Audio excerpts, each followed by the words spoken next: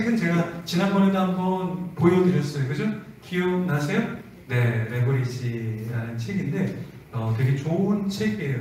네, 이 책에서 저자가 이야기하는 건 뭐냐면 위임을 잘해야 된다라는 건데요.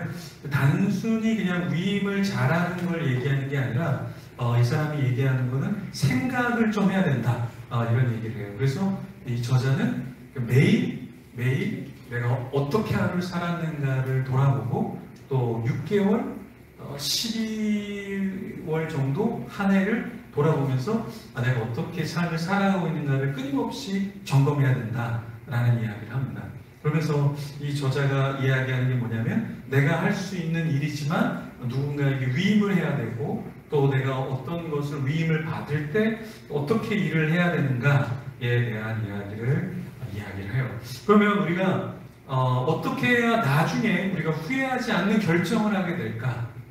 그 세 가지를 제가 한번 생각을 해봤는데요. 첫 번째는 뭐냐면 우리가 무엇을 위임할 때 방향성이 맞는지, 이 사람이 이것을 잘할 수 있는가, 그리고 이 사람이 이걸 향한 마음이 있는가를 알아야 된다라는 것이죠. 방향성.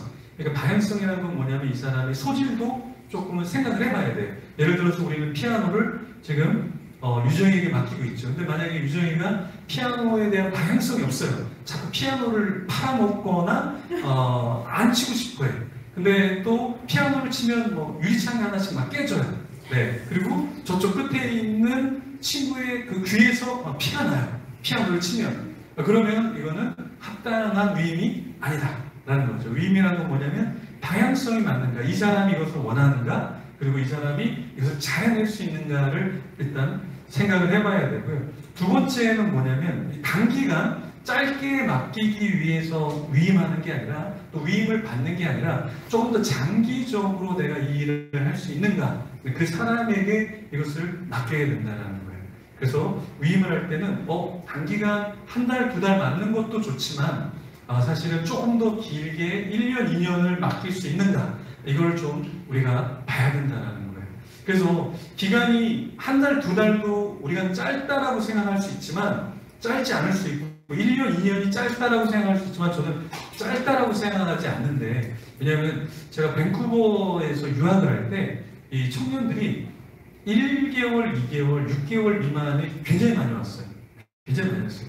그래서 한 1년 정도 됐을 때 너무 많이 청년들이 왔다 가니까 이게 힘이 빠지는 거예요. 왔다가 가고 좀 뭐 이렇게 계좌비, 옆으로 가는 계좌비 바닷가도 데려가고 집에 초청해서 밥도 먹이고 같이 뭐 생활도 하는데 금방 돌아가는 거예요. 그래서 제가 1년 정도 됐을 때 내가 몇 명을 섬겼나 이렇게 해보니까 그 작은 공동체에서 200명 정도를 제가 섬겼더라고요. 그래서 그때 드는 생각이 한 1년 정도 이 유학생 생활을 하면서 어떤 생각이 들었냐면, 야, 이거 너무 퍼주는 사역 아니야?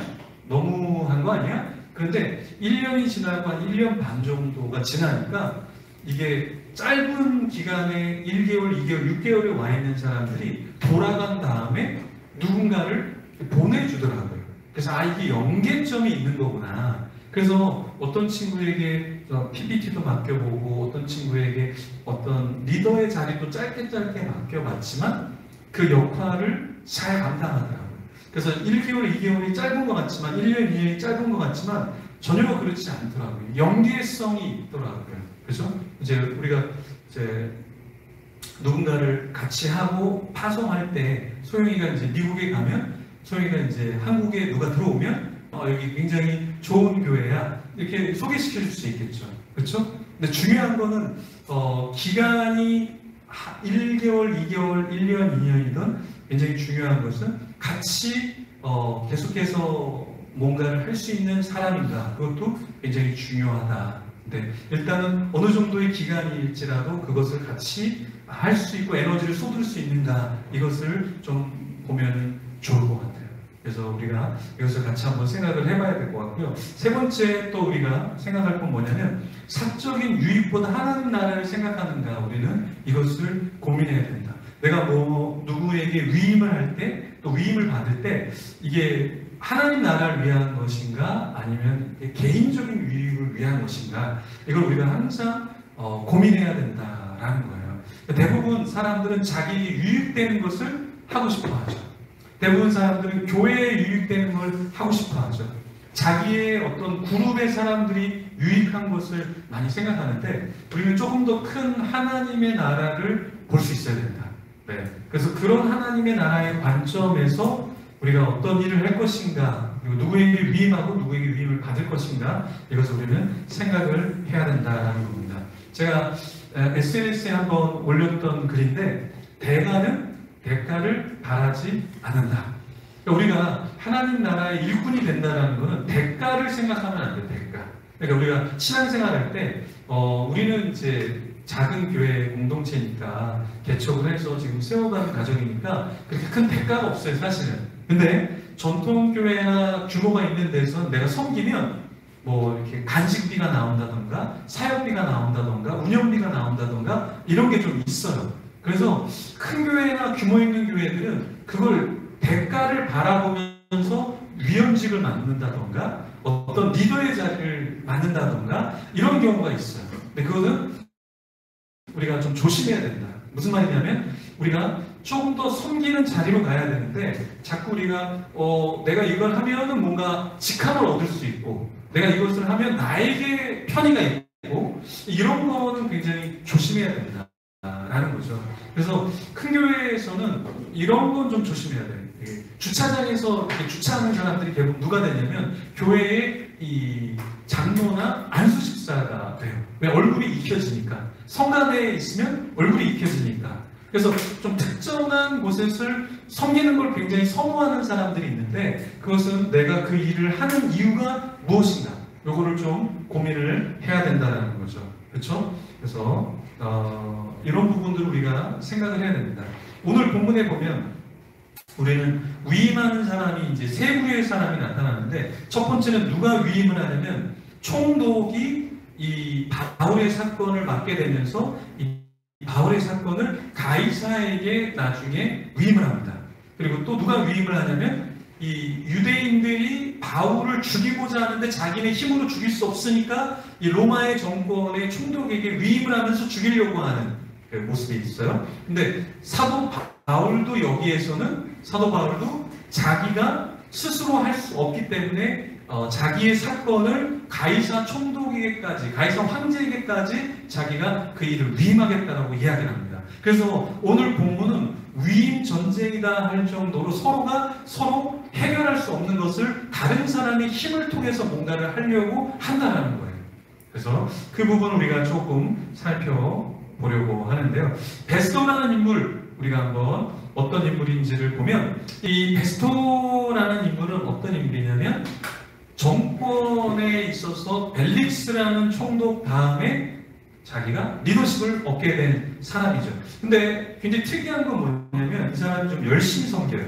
열심히 섬기는데 AD 58년에서 60년경에 이 베스토가 통치를 했다라고 하는데, 역사가가 이야기하는 건 뭐냐면 이 사람이 언제 죽었냐면 AD 62년경에 죽어요. 그러니까 이 말은 뭐냐면 이 사람이 내가 어떤 일을 맡았는데 몇 년 뒤에 죽는 거예요? 약 4년 정도 뒤에 죽는 인생이었어요.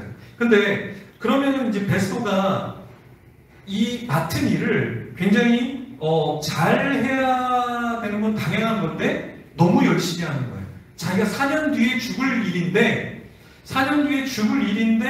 되게 열심히 해요. 그래서 이 베스토가 어떤 일을 하냐면, 베스토가 부임한 지 3일 뒤에 가이사랴에서 예루살렘으로 막 올라가는 거예요. 가깝지 않은 거리를 마구마구 가서 자기 일을 하는 거죠. 예를 들어서 서영이가 미국에 갔어요. 미국에 갔는데 3일 만에 학교에 있는 일과 나에 관련된 일을 다 파악하고 막 열심히 공부를 하고 있어요. 그렇게 할 거예요? 이게 쉽지 않아요. 미국 딱 갔는데 햄버거도 먹어봐야 되고 친구들도 만나봐야 되고 여기 시내도 좀 가보고 나 좀 쉬었다가 학교 와야지 라고 그러는데, 딱 미국 가는데 미국 학교의 도서관에 모든 걸 다 체크하고 교수님들 가서 인사를 다 드리고 학생들 막 가서 다 하고 약간 이렇게 했다라는 거예요. 왜 저렇게까지 열심히 하지? 근데 베스토가 약간 리더십의 자리에서 정말 자기에게 주어진 일을 열심히 했다라는 거예요. 그러면 왜 예루살렘으로까지 갔을까? 그 예루살렘에 가서 이 베스도가 한 일은, 예루살렘이 유대인들의 수도잖아요. 거기에 가서 어떤 일들이 있을까? 이 유대인들은 어떤 문제가 있고 내가 어떤 걸 좀 들어주고 풀어주고 해야 될까라는 것을 가서 살펴봤다는 거예요. 네. 그래서 이 베스도의 리더십은 상당히 우리가 배울 점이 있다라는 것입니다. 자, 여러분에게 주어진 일을 해야 되는데, 여러분의 구역이 어딘가요? 내가 섬겨야 될 구역이 어딘가? 그걸 여러분들이 가서 열심히 하면 여러분에게 하나님의 축복의 문이 열린다는 거예요. 그죠? 그러니까 나에게 주어진 건데 나중에 하지, 천천히 하지, 그냥 그래, 좀 쉬자, 이렇게 하는 게 아니라 가서 내가 돌봐야 될 구역을 열심히 하다 보면 거기에 하나님의 축복의 문이 열린다라는 거예요. 예. 유미아 씨는 서울로 올라오셨어요. 서울로 올라왔는데 갑자기 우리 단기 선교 가는데 목사님, 제가 11곳 이렇게 관리하고 이렇게 청소하고 할 곳을 얻게 됐어요. 그래서 아니, 오자마자 어떻게 그렇게 얻게 됐어요? 그러니까 오자마자 이틀 동안 문을 열어놓고 계속 청소를 했대요. 그러니까 지나가는 사람이 뭐 하는 분인데 이렇게 열심히 하냐? 그래서 내가 이 청소 관련된 일을 한다 라고 하니까 그럼 내가 11개 이렇게 관리를 하고 있는데 좀 도와달라. 그게 됐다는 거예요. 만약에 올라와서 그냥 나중에 단기 선교 갔다 와서 하지 하고 2시간만 했다면, 2분만 했다면 아마 그 사람하고의 연결점은 없었을 거예요. 그래서 제가 보니까 우리에게 주어진 일이 있을 때 그 일을 관할 구역을 성실하게 하는 것이 우리에게 필요하다라는 거예요. 저는 이제 신학을 한 지 30년 정도 돼요. 제가 이제 얼굴은 신학을 한 지 3년밖에 안 돼 보이죠. 비웃음의 소리들이 막 여기저기서. 네. 제가 신학을 한 지 30년 정도 됐는데 요즘에 이제 신학과 철학과 성경이 조금 정리가 된 것 같아요. 그러니까 많이도 아니고 사실 조금 정리가 된 것 같아요. 근데 제가 뭘 느끼냐면, 이거를 좀 빨리 내가 정리를 했어야 되는데 이게 좀 너무 늦은 감이 있다라는 생각이 좀 들더라고요. 그래서 우리 여기 젊은 분들 있죠. 젊은 분들, 자기의 분야를 지금부터 빨리 내가 섬겨야 될 구역이 어딘가, 그걸 여러분들이 빨리 파악을 하고 좀 뛰어들어야 돼요. 그래서 저는 이제 목회자들하고도 세미나를 하는데 30대 초반에 그 전도사님이 같이 세미나를 하면서 목요일날 이렇게 나와서 배우면서 이런 얘기를 하더라고요. 목사님, 제가 30살 조금 넘었는데 신학과 철학 정리를 너무 늦게 시작한 것 같네요. 이렇게 얘기를 하더라고요. 40대, 50대 어르신들도 있는데 30대 초반의 분이 그렇게 얘기하니까 할 말이 없더라고요. 근데 굉장히 지혜로운 거죠. 30대 초반에 신학과 철학을 빨리 정리한다는 것은 너무 좋은 것 같아요. 우리 함께하는 품능교회 목회자분들도 할 수 있나요? 네, 해야 됩니다. 우리가 성경을 정리하는 거, 신학을 정리하는 거, 철학을 정리하는 거. 왜냐하면 모든 것 뒤에는 세계관이라는 게 사실은 있어요. 세계관이라는 게. 그 세계관이 결국에 우리를 움직이거든요. 예. 그래서 이것을 간파하는 게 사실 신학과 철학적인 작업인데, 저도 내가 하고 있는 성경에 관련된 것들을 더 정리를 해야 되겠다. 이제 어느 정도 신학과 어느 정도 철학이 정리가 되니까 내가 성경을 이제 더 많이 정리를 해야 되겠다. 네. 그래서 제가 담당할 것을 조금 더 공부하고 성경적으로 가야 되겠다, 이런 생각을 했어요. 네. 여러분들도 조금 더 여러분에게 주어진 것에 투자하고 시간을 할애하고 그 담당한 구역들을 정리할 필요가 있다라는 겁니다. 자, 여기 보면 예루살렘에 올라가니까 누가 기다리고 있냐면 대제사장과 높은 사람들이 막 바울을 고소하는 거예요. 근데 여기 악한 자들이 참 대단한 게 뭐냐면, 악한 자들은 굉장히 지혜로워요. 악한데 지혜롭고, 악한데 치밀하고, 악한데 전략적이에요. 네. 근데 예수님께서 우리에게 뭐라고 말씀하셨습니까? 예수님께서 우리가 뱀처럼 지혜롭고 비둘기처럼 순결하라고 얘기했잖아요. 근데 우리는 비둘기처럼 착하긴 한데 뱀처럼 지혜롭진 않아요. 근데 악한 자들은 뭐냐면 자기들의 계략, 자기들의 전략이 있다라는 거예요. 그래서 베스도가 오자마자 바로 베스도에게 찾아가서 자기들이 죽여야 될 바울에 대한 이야기를 마구 퍼부었다는 거예요. 그래서 우리는 악한 자들이지만 우리도 배울 점이 치밀해야 된다. 빈틈을 놓치지 않고 아주 전략적으로 매복해서 이 사람들이 한두 명이 아닌데 그것도 매복을 해서 바울을 죽이려고 하는 전략을 세웠다는 거예요. 그렇죠? 우리가 조금 알면 되게 아는 척 많이 하고 우리가 조금 가지면 막 많이 가진 척하고 우리가 힘이 있으면 조금 힘이 있는 척 하는데 그건 지혜롭지 못하다. 더 우리를 감춰야 돼. 이 악한 자들의 전략이지만 정말 배울 게 많이 있는 것 같아요. 베스도가 이제 이 사람들에게 뭐라고 대답을 하냐면 이렇게 얘기해요. 야, 너네 바울, 니네가 그렇게 싫어하는 바울, 근데 얘가 이미 감옥에 있잖아. 너네 감옥에 있는데 왜 이러는 거야? 그래도 집요해요, 집요해. 이미 바울은 감옥에서 한 달, 두 달이 아니라 벨릭스 우리 지난번에 같이 나눴는데 벨릭스가 한 2년 동안 바울을 그냥 가둬놓고 있었잖아요. 그죠? 그리고 지금 베스도로 바뀌었잖아요. 근데 베스도로 바뀌었는데 여전히 바울은 감옥에 있는데도 이 사람들은 바울을 계속해서 죽여야 된다, 벌을 줘야 된다, 이런 얘기를 지금 하고 있단 말이에요. 그죠? 그랬을 때 이제 베스도가 뭐라고 얘기하냐면 야, 그럼 너네 바울이 잘못한 거 얘기해봐. 그런데 어떻게 됐냐면 유대인들이 하나도 바울이 잘못한 걸 찾지 못했다라는 거예요. 와, 이게 가능할까? 네? 진짜 하나도 증명을 하지 못하고 찾지 못했다는 거예요. 네. 그래서 저도 교회 사역을 서울에서도 하고 지방에서도 했는데 어떤 이렇게 교회 가면 이상한 얘기를 하는 사람들이 있어요.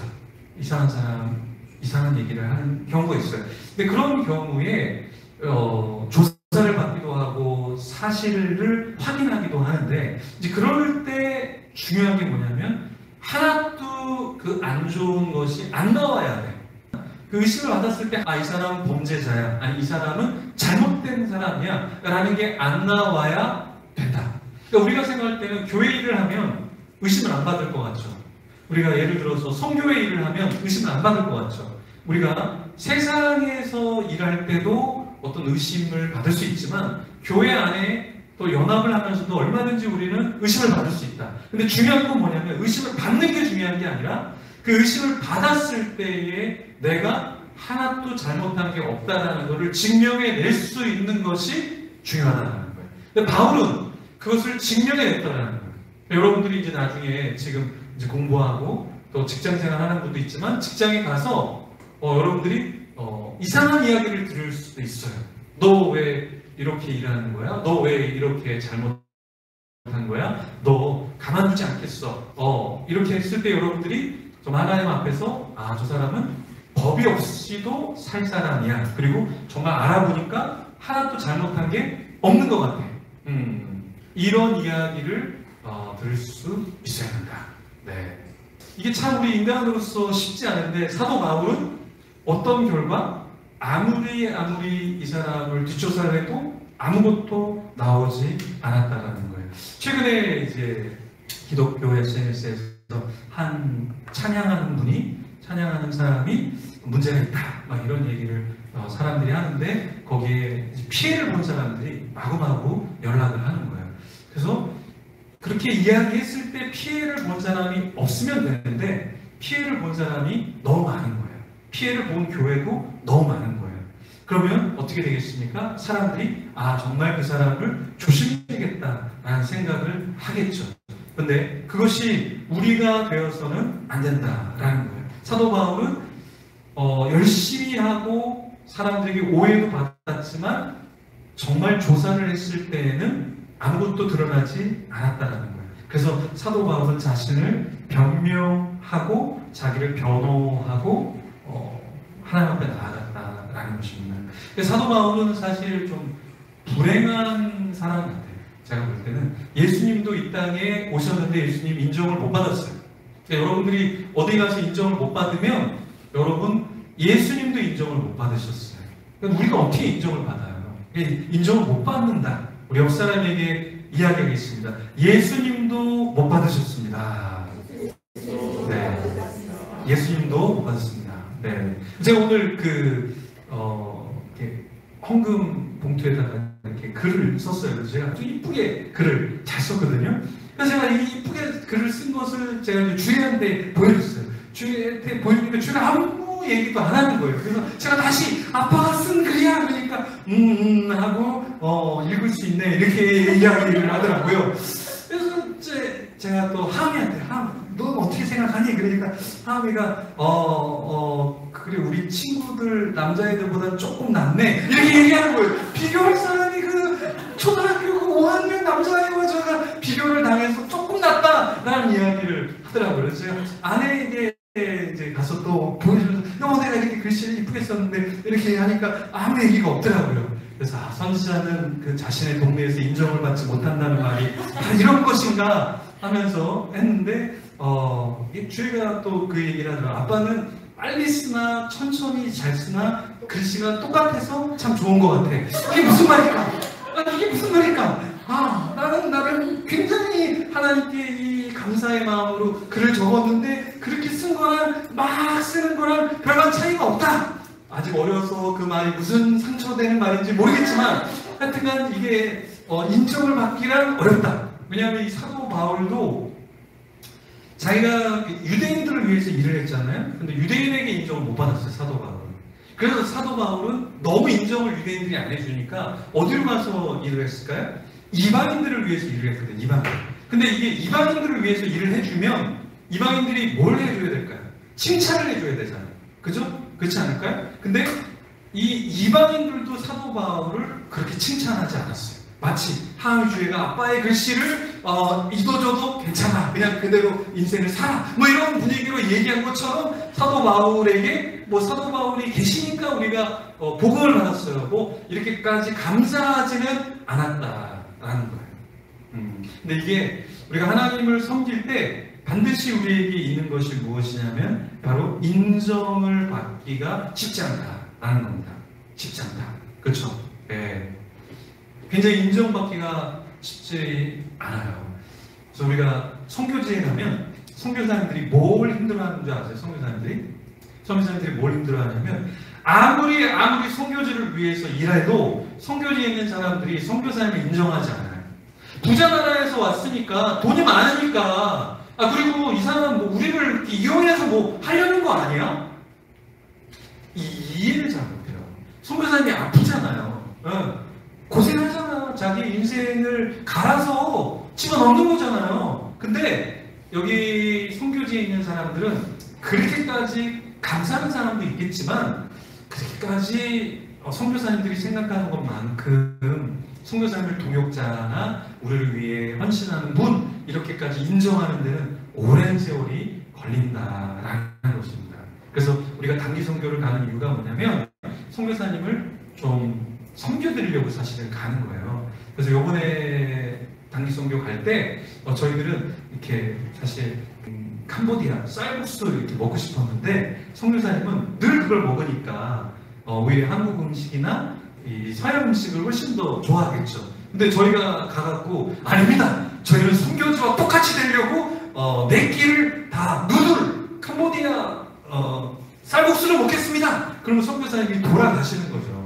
선교지 사람들도 이해를 못하는데 우리도 계속해서 쌀국수 먹자고 하면 선교사님이 마음이 팅팅 불어버리겠죠. 그죠? 굉장히 힘들겠죠. 선교지에 있는 것 자체가 스트레스다.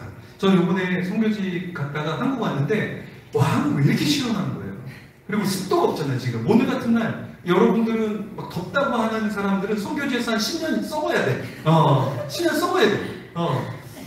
선교지 가보니까 이거는 아주 따뜻한 날씨더라고요. 그리고 습도가 없어, 우리나라. 저 몰랐는데, 선교지는 습도가 너무 높아요. 근데 여기 우리나라는 습도가 굉장히 없더라고요. 그래서 우리 가끔 좀 선교지 좀 갔다 옵시다. 그러면 모든 게 다 감사해져. 모든 게 다 너무 날씨가 따뜻하다. 습도가 너무 낮다. 이런 게 참 감사한 겁니다. 하여튼 사도 바울은 자기를 변명해야 하는 그런 인생을 살았고요. 법적인 시비가 뭐 한두 주로 끝난 게 아니라 계속 오랫동안 벌어진 거예요. 네. 제가 오늘 오전에 다른 교회에 가서 설교를 이렇게 하고 왔는데 거기 목사님이 요즘에 이제 글을 올리는데 글을 올리면 반대 글을 다는 사람인데요. 근데 반대 글을 몇 명이 달면 너무 마음이 어렵대. 너무 마음이 어렵대. 여러분들 이렇게 글을 달았는데 누가 반대하는 글을 이렇게 올리면 마음이 좀 어떠세요? 쉽지 않죠. 네. 저는 동성애 관련된 글을 올렸는데 반대하는 사람이 하루에 댓글이 몇 개가 달렸냐면 899개가 달렸어요. 이게요, 뭐 너 얼굴이 어떠니, 너의 신앙이 어떠니, 네가 아직 젊어서 별의별 댓글이 다 달립니다. 다 달려요. 뭐 히브리어의 원문도 가져와서 얘기하고 미국의 뭐 자료도 갖고 와서 얘기하고 신학자 이야기도 하고 뭐 별의별 댓글이 다 달려요. 근데 그렇게 댓글이 달리면 여러분 밥이 맛있을 것 같아요? 잠이 잘 올 것 같아요? 내가 뭔가를 얘기하는데 반대적인 입장의 사람들이 와서 댓글을 달면 쉽지 않아요. 제가 진화와 창조에 대한 이야기를 딱 올리면 그 제 글을 퍼다가 그쪽에 가서 막 이게 아직 진화가 덜 됐네, 뭐 얼굴이 진화가 덜 됐네, 사상이 진화가 덜 됐네, 뭐 옛날 뭐 조선족 때 얘기를 하네, 뭐 별의별 얘기들이 되게 많거든요. 근데 이런 걸 사도 바울은 매일매일 겪어야 됐고 자기가 죽을 때까지 이걸 겪었다는 거예요. 죽을 때까지. 이게 쉽지 않죠, 여러분.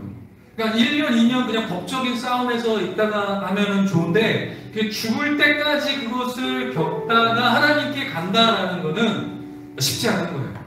쉽지 않다. 굉장히 쉽지 않다. 그 마음이 얼마나 힘들까. 얼마나 힘들까. 네. 제가 어제 하은이라고 예전에 세진이라고 저희 교회 처음 개척할 때 예배드렸던 친구를 만났어요. 세진이는 엄마가 희귀병, 단백질 희귀병으로 단백질이 파괴되면서 죽는 병에 걸려서 어머니가 돌아가셨어요. 그 병을 남동생이 똑같이 걸렸어요. 남동생이 똑같이 엄마랑 똑같은 질병으로 희귀병으로 죽었어요. 그 병을 이제 세진이가 똑같이 겪었어요. 근데 이 세진이가 집이 멀었는데 저희 교회 예배를 계속 참석을 했어요. 근데 오다가 쓰러져요. 네. 쓰러지고 까지고 뭐 다치고 이제 근데도 계속 예배를 나왔어요. 어느 날은 뭐 꽃도 가져와서 꽃 이렇게 교회에다 놔두기도 하고 했는데 어느 날 연락이 딱 두절이 된 거예요. 두절이 됐는데요. 그래서 제가 뭘 못 챙겨줘서 그런가 보다. 그러니까 얘가 우리 단체 톡방도 나가고 개인 톡방도 나가고 그래서 얘가 단단히 뭔가 우리가 잘 챙겨주지 못해서 상처를 받았구나. 그래서 이제 더 이상 이제 연락을 못했는데 하은이 연락이 돼서 어제 만나고 이제 최근에 이야기를 나누면서 알게 된 게 언니가 이제 갑작스럽게 20대 중후반이었는데 갑작스럽게 이제 엄마하고 동생하고 증상이 똑같으니까 마음이 꺾이고 아프면서 모든 걸 다 내려놓고 사람들과의 관계를 다 끊었던 거예요. 그러면서 이제 혼자 죽어갔던 거죠. 그래서 결국에는 작년에 이제 천국에 가는데 그 동생 하은이가 그 엄마도 그렇게 죽고 동생도 그렇게 죽고 언니까지 그렇게 죽으면서 본인도 굉장히 많이 힘들었던 거예요. 1년 동안 누구에게 이야기하기도 힘들고 자기가 그것을 견뎌내는데 너무나 많이 힘들었던 거예요. 근데 저는 그게 좀 이렇게 느껴지고 참 짠한 게 그 친구는 이제 디자인을 하는 친구인데 디자인을 좀 잘했던 친구예요. 그래서 아주 유명한 큰 기업에서 투자도 굉장히 크게 사실 해줬던 친구였어요. 그래서 디자인 쪽으로 굉장히 서울에 와서 디자인을 대학생 때부터 이제 디자인에 감각이 있어서 했던 친구인데 자기도 이겨낼 수 있을 것 같았는데 나중에는 힘들어서 천국에 가긴 했는데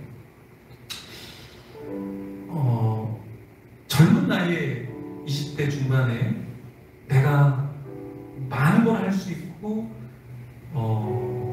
이겨낼 수 있을 것 같은데 그게 꺾였을 때 그 마음이 어땠을까? 그 마음이 어땠을까? 그게 느껴지니까 너무 가슴이 아픈 거예요. 그리고 그걸 바라보는 그 동생의 마음 너무 쉽지 않았을 것 같아요. 사도 바울도 내가 주를 위해서 열심히 하고 내가 이 이방인들을 위해서 유대인들을 위해서 이렇게 열심히 하는데 유대인들이 나를 죽이려고 하고 이방인들이 나를 이해하지 못하는 상황 가운데서 사도 바울이 사실 죽어가는 거잖아요. 그렇죠? 우리 인생이 이런 것 같아요. 우리 인생이 이런 것 같아요. 내가 아무리 노력해도 때로는 사람들이 나의 의도, 나의 생각을 다 알아주지 못한다. 그래서 우리는 어떻게 하겠어요? 그 길을 가야 되겠죠. 보네포라는 사람이 유명한 신학자였어요. 그래서 이 사람은 나치 히틀러의 정권에서 미국의 유니온 신학교, 지금도 유명하지만 그 당시도 1935년, 40년에 유명한 유니온 신학교에서 교수로 초빙해서 갔어요. 근데 이 보네포가요, 그 좋은 안정적인 거를 내려놓고 다시 독일로 돌아옵니다. 왜 돌아오는지 아세요? 이 말을 해요. 뭐라고 얘기해요? 조국의 위기에 동포들과 함께 지내지 않는다면 저는 독일 기독교 재건에 참여할 자격이 없다. 나 혼자 미국에서 잘 살고 편하게 밥 먹는 거, 그리고 나중에 독일이 전쟁이 끝나고 히틀러가 사라진 그 조국의 교회에 와서 내가 우리 하나님 나라를 세웁시다 라고 얘기하면 누가 듣겠냐. 가장 어려운 동포들과 함께 하지 않은 자가 무슨 기독교를 재건하자는 이야기를 할 수 있을까. 그래서 자기 안정적인 자리를 내놓고 독일에 와서 붙잡혀서 죽습니다. 죽는데 언제 죽는지 아세요? 네. 해방되기, 그러니까 전쟁이 끝나기 종식되기 2주 전에 히틀러에 의해서 죽게 돼요. 아무것도 못하죠. 유명한 교수였는데 자기의 생을 조국을 위해서 내려놓고 죽었다라는 거예요. 저는 많은 사람들이 그래요. 제가 큰 교회에 있었잖아요. 청빙도 있었고 또 지원해서 다른 데 가도 갈 수 있었고 왜 대처를 했냐, 왜 이렇게 하냐. 제 마음에 딱 이 마음이 있었어요. 나 혼자 편한 교회에서 그냥 안정적으로 살면서 우리 한국 교회가 위기고 다음 세대가 위기고 어려운데 나 혼자 편하게 산다는 거는 이게 가슴에서 용납이 되지 않는 부분이 있는 거예요. 그럼 우리 신앙생활 할 때 나 혼자 편한 것에 길이 있고 나 혼자 고생할 수 있는 길이 있어요. 그때 여러분은 뭘 선택하겠습니까? 뭘 선택하겠어요? 네. 하나님께서 뭘 선택할까요? 보네포는 조국의 위기에 동포들과 함께 지내지 않는다면 가치 있는 신앙의 삶이 아니다라는 이야기를 했어요. 우리의 삶을 좀 돌아보면 좋겠어요. 우리가 하나님 앞에서 우리는 산다고 얘기하죠. 우리는 하나님과 더불어 산다고 얘기해요. 근데 보네포가 뭐라고 얘기하냐면 근데 실상은 하나님 없이 산다. 이게 굉장히 아이러니죠. 아이러니. 예를 들어 이런 거예요. 나 하나님 앞에서 예배해요. 주일날 예배해요. 네? 나 하나님과 더불어 살려고 그래요. 근데 하나님이 딱 보니까 너 하나님 없이 사네. 이렇게 우리가 평가받을 수 있다는 거예요. 왜 그럴까요? 우리는 레버리지에 대해서 이야기했는데 우리는 나의 인생을 레버리지 하려고 해요. 그러니까 나의 인생을 더 좋게 만들려고 해요. 그런데 진짜 문제는 뭐냐면 하나님 나라가 레버리지 되도록 나를 희생하진 않는다라는 거예요. 나 희생하지 않는다. 이게 우리의 모습이잖아요. 하나님 앞에서 신앙생활 하는데 하나님의 나라는 잘 안 되는데 나는 잘 되니까 감사한 거예요. 우리 통독하죠, 통독. 우리 통독하는데 느헤미야 통독하는데 지금 깜짝 놀랐어요. 느헤미야가요, 제사장이잖아요, 제사장. 제사장은 나라의 녹을 받거든요. 근데 느헤미야가 12년 동안 녹을 안 받은 거예요. 왜 녹을 안 받았어요? 왜 월급을 안 받았어요? 지금 성전이 다 무너져가고 있잖아요. 백성들이 굶고 있잖아요. 그러니까 느헤미야가 나 아무것도 안 받아도 괜찮아. 우리 지금 성전을 쌓아야지. 성전을 쌓아야지. 내가 누리는 게 뭐가 중요해? 성을 쌓아야지.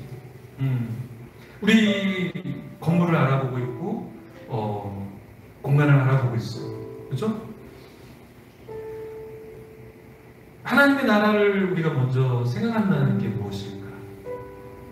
건물을 떠나서 우리의 이 주중의 삶, 한 주의 삶, 인생 가운데서 우리는 어떤 삶을 살아야 되냐면 나 자신을 레버리지하기 위해서 애쓰는 거, 그것도 필요하지만 하나님 나라가 레버리지 되도록, 더 잘 되도록 내가 어떻게 미랄이 될까?